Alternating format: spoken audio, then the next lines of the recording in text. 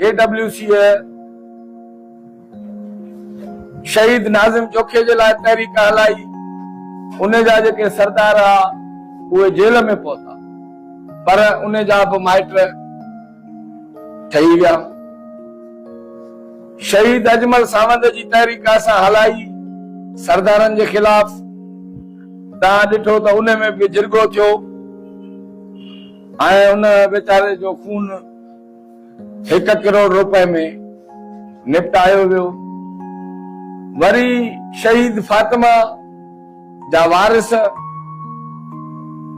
हाणे असुल असांजे लाइ मायूसीअ जी सूरत हिते बीहे थी त छा असां जेके इन्हनि न्याणियुनि जे लाइ पंहिंजा सिर तिरीअ ते खणी पंहिंजूं जानियूं दाव ते लॻाए पंहिंजी ईअं सम्झो त मौत खे असां दावत ॾेई ऐं उन न्याणीअ जे लाइ लड़ियासीं, छा असां ग़लति आसीं? ऐं जंहिं जंहिं केसनि खे खणूं था माण्हू हक़ सच ते बीहनि ई नथा। हिकिड़ी ॻाल्हि सम्झो, जॾहिं माइट ठही था वञनि माना उहो मुजरिम खे सज़ा न मिलंदी। जॾहिं उहा सज़ा न मिली त उहा सज़ा पूरे मुआशरे में पकड़िजी वेंदी, अॻिते हली उहे ॿ न्याणियूं ॿियूं बि मारींदो।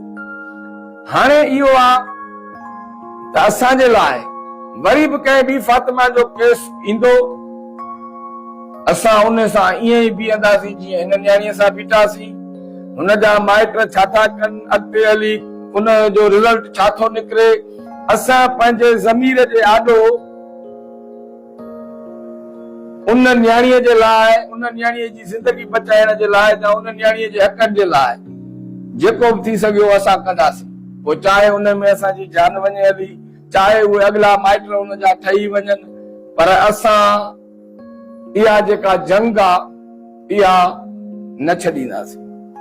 हाणे असुल इहो आहे, ठीकु आहे हिकिड़ी फातिमा जा इहे मुजरिम जेल में आहिनि ऐं निकिरण जे लाइ हुननि खे वञी ऐं माइटनि खे ख़रीद था कनि, पर सवे हज़ारे फातिमाऊं जेके इन्हनि हवेलियुनि में बानियूं हुयूं, जेके फातिमा जे वाक़िए खां पोइ निकिरी हिकिड़ियुनि मासूम झिरकियुनि वांगुरु उॾामनि थियूं, पंहिंजे अंगणनि में पहुतियूं, अॼु पंहिंजी ज़िंदगी ख़ुशि गुज़ारनि थियूं पयूं। तव्हां उहो बि त ॾिसो त हिकिड़ी उहा बि JWC जी कामयाबी आहे त हज़ारे फातिमाउनि खे हिन हिकिड़ी फातिमा वेचारीअ त पंहिंजी जान ॾेई उन हज़ारे फातिमाउनि जी आज़ादी जेका आहे उहा पैदा कई। इहा असांजी कामयाबी आहे। उन खां पोइ असांजी जंग कंहिं हिकिड़े फर्द सां या पीर सां नाहे, असांजी जंग हिकिड़ी सोच सां आहे।